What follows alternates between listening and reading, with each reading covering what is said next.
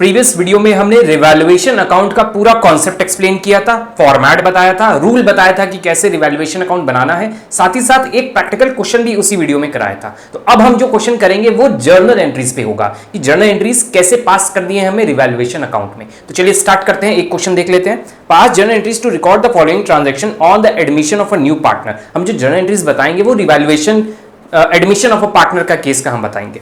देखिए लाइन से हमें जर्नल एंट्रीज दे रखी हैं बहुत सारी, टोटल जर्नल एंट्रीज है हमारे पास 9 जर्नल एंट्रीज को हम करके यहां दिखाएंगे कि कैसे करनी है जर्नल एंट्रीज, और साथ ही साथ आपको अभी हम रूल बता देते हैं कि किस तरह जर्नल एंट्रीज आपको पास करनी है। जो 11th में आपने rules of debit and credit पढ़ा था उसका एक छोटा सा रिकैप देंगे, फिर हम जर्नल एंट्रीज पे आएंगे। तो चलिए पहले एक रिकैप दे दे कि किस तरह जर्नल एंट्रीज करनी है।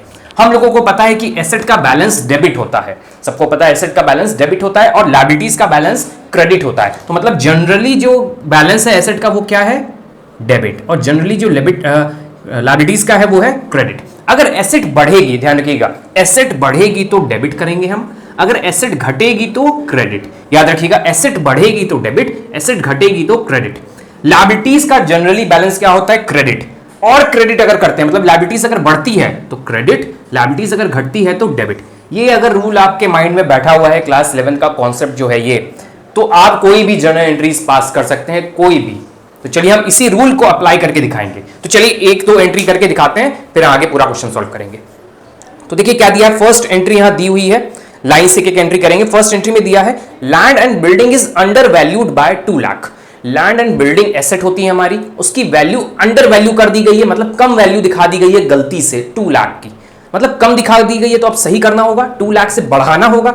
एसेट है हमारी land and building, land and building की वैल्यू जब बढ़ेगी तो क्या करना है हमें, डेबिट, और कौन से अकाउंट से करना है हमें, रिवैल्यूएशन अकाउंट। तो रिवैल्यूएशन अकाउंट क्रेडिट, एंट्री मिल गई हमें, लैंड एंड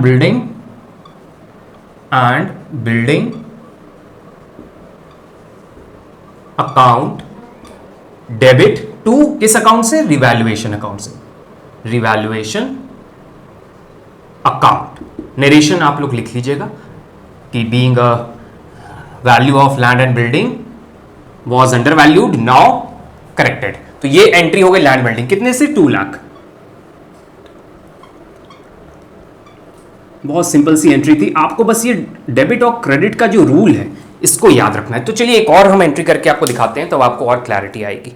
देखिए नेक्स्ट एंट्री दी है, stock is over valued bye 20%, book value of stock ₹60,000। हमारे पास एक स्टॉक है, उसकी वैल्यू मैंने 20% से ज्यादा दिखा दी है, मतलब 20% से ज्यादा दिखा दी है, तो उसमें मतलब ज्यादा अमाउंट दिखा दिया गया है। अब सही करना है, सही करने के लिए स्टॉक की वैल्यू को डाउन करना पड़ेगा, क्योंकि ओवर वैल्यू कर दिया है मैंने, गलती से ज्यादा दिखा दिया। एक एग्जांपल बताते, 10,000 का था, हमने 12,000 दिखा दिया गलती से, तो आप सही करेंगे ना, ज्यादा दिखा दिया, ओवर वैल्यू कर दिया, तो नीचे लाएंगे उसकी वैल्यू। स्टॉक एसेट होती है, एसेट की वैल्यू हमें डाउन करनी होगी, डाउन करेंगे एसेट की वैल्यू तो क्रेडिट, मतलब यहां एंट्री में एसेट को क्या करना होगा, क्रेडिट। डेबिट किसको करेंगे, रिवैल्यूएशन अकाउंट। तो नेक्स्ट एंट्री भी मिल गई,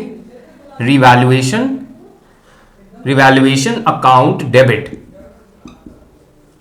टू स्टॉक अकाउंट। अच्छा, रिवैल्यूएशन को क्यों डेबिट कर रहे हैं इसका भी रीजन बता देते हैं। Revaluation account is a nominal account, expenses and losses are debited. Revaluation account में हम डेबिट कर रहे हैं, क्यों, क्योंकि स्टॉक का लॉस हुआ ना हमारा, एक तरह से लॉस हो गया, क्योंकि वैल्यू हम नीचे करेंगे स्टॉक की तो वैल्यू डाउन होगी, इसलिए हम रिवैल्यूएशन को डेबिट कर रहे हैं। अच्छा, कितने अमाउंट से होगा, अब ये हम आपको सॉल्व करके दिखा। तो देखिए यहां लिखा हुआ है stock is over valued bye 20% और बुक वैल्यू दी हुई है 60,000, मतलब कोई बुक वैल्यू हुई हो, कुछ वैल्यू हुई होगी, उसमें मैंने 20% ज्यादा लगा दिया, और कितना हो गया वो 60,000। तो जो वैल्यू हुई होगी उसको हम एक्स ले लेते हैं, क्योंकि यहां लिखा है ना कुछ वैल्यू थी हमारी और उस पर मैंने 20% एक्स्ट्रा लगा दिया और 60,000 लिख दिया गलती से। तो अब सही कर लेते हैं, कुछ वैल्यू हुई होगी, उस वैल्यू में मैंने कितना ऐड किया, इसका 20%, तो 20% ऑफ एक्स, और कितना आ गया दोनों का एडिशन, 60,000। तो अब हम रियल वैल्यू निकाल लेते हैं, हमें पता चल जाएगा कितने से ओवर वैल्यू हुआ है। तो देख लेते हैं, x प्लस 20/100 इक्वल टू 60,000। यहां पे आ जाएगा 120x, यहां x हो जाएगा अपॉन 100 है, तो इधर मल्टीप्लाई कर देते हैं 100 को, तो इसको इससे काटेंगे तो हमारा आ जाएगा 50,000।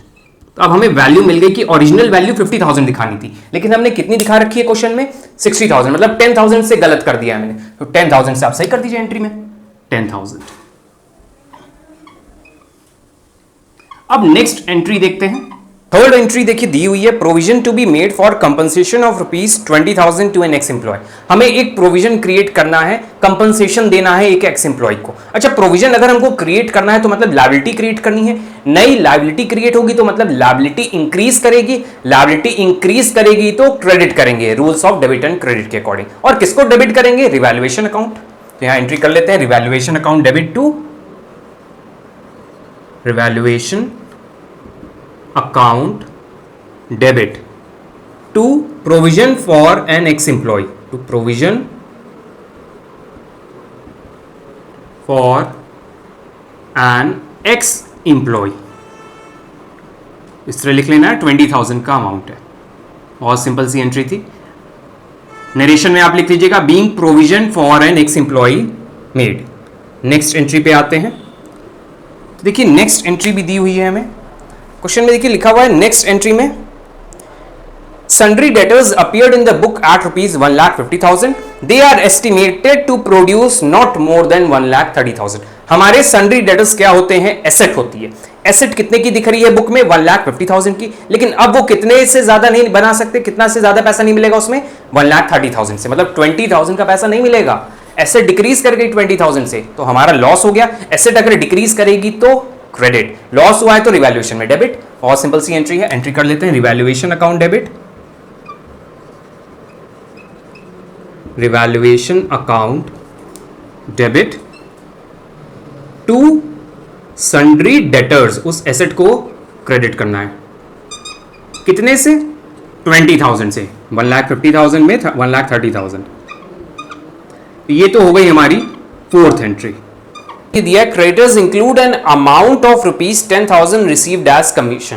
देखिए क्रेडिटर्स के अंदर हमें एक 10,000 का ऐसा अमाउंट दिखा रखे हैं हम जो कमीशन के नाम का था, मतलब हम गलत दिखा रखे हैं। एग्जांपल से आपको चलिए यहां करके दिखाते हैं। क्रेडिटर्स हैं हमारे कुछ, उसमें मैंने 10,000 रुपीज जो कमीशन वाला था वो दिखा दिया है, तो अब इसको हटाना होगा यहां से कमीशन वाला, क्योंकि कमीशन तो प्रॉफिट एंड लॉस का पार्ट होता है। तो यहां पे हमने गलत दिखा दिया, तो मतलब क्रेडिटर्स को अब हटाना है, तो मतलब क्रेडिटर्स को डाउन करना है। ये 10,000 क्रेडिटर से निकालेंगे तो वैल्यू डाउन होगी। लायबिलिटी अगर घटती है तो डेबिट करते हैं और मेरा प्रॉफिट हो जाएगा तो रिवैल्यूएशन के क्रेडिट साइड में आएगा। तो चलिए एंट्री पास कर लेते हैं, बहुत इजी सा ट्रांजैक्शन है, ध्यान से समझिएगा इस ट्रांजैक्शन को। एक बार फिर से हम बता दे रहे हैं एंट्री करते करते। क्रेडिटर्स को जब हम घटाएंगे, क्यों घटाएंगे? क्योंकि मैंने कमीशन वाला जो अमाउंट है उसको क्रेडिटर्स में दिखा दिया है, तो अब हम उसको घटाएंगे। क्रेडिटर्स लायबिलिटी होती है, लायबिलिटी अगर घटेगी तो हम डेबिट करेंगे, और मेरा क्रेडिटर्स अब लायबिलिटी है, लायबिलिटी पे नहीं करनी है अब 10,000 की, मेरा प्रॉफिट हो गया रिवैल्यूएशन अकाउंट के क्रेडिट में। Creditors account debit to revaluation account, to revaluation account. कितने से? अमाउंट एक बार चेक कर लेते हैं क्या दिया हुआ है। Amount is ₹10,000। 10,000 से एंट्री कर देंगे।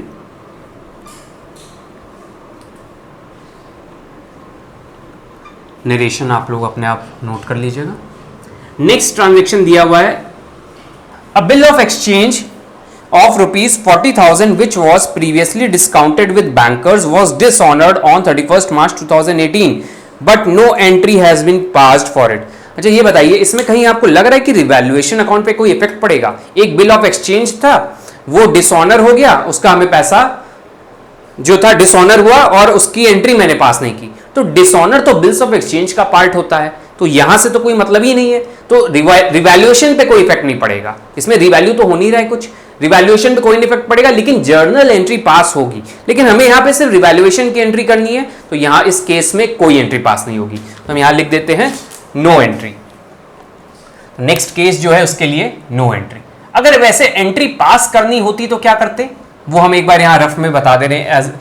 तो देखिए, जब बिल रिसीवेबल है हमारा, मतलब उससे हमें पैसा लेना है, लेना है मतलब डेटर है, डेटर वाले ने पैसा नहीं दिया, लेकिन अब हम उसको बैंक के थ्रू डिस्काउंट करा के लेंगे, तो डेटर से लेंगे तो क्या एंट्री करेंगे? Sundry debtors account debit to bank account. ये बिल्स ऑफ एक्सचेंज का पार्ट है, क्लास 11th का पार्ट है ये, वैसे हमने आपको बस समझा दिया ऐसे ही। ये रिवैल्यूएशन में इस पर कोई इफेक्ट नहीं पड़ेगा।